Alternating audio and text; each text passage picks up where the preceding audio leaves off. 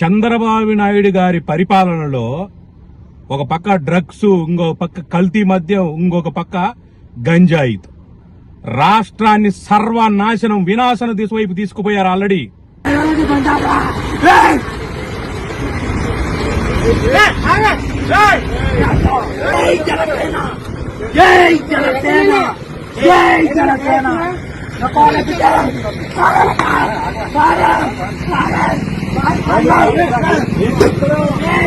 ఇంతకంటే ఏం కావాలి ఉదాహరణ?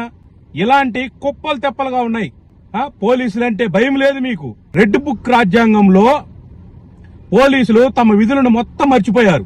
గతంలో చూస్తే 22 నెలలకు ముందు, అంటే ఈ ప్రభుత్వం రాకముందు, ఆంధ్రప్రదేశ్ అనేది అభివృద్ధికి చిరునామాగా ఉంది.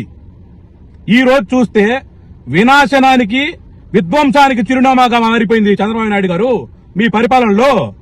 డ్రగ్స్, గంజాయి, అసలు మద్యం ఈ 3 ఏరులై పారుతా ఉంది, కల్తీ మద్యం మొత్తం. ఒక్కసారి జనాలు కూడా, ప్రజలు కూడా ఆలోచించాలా, ఈ దిక్కుమాల ప్రభుత్వం మనకు అవసరమా?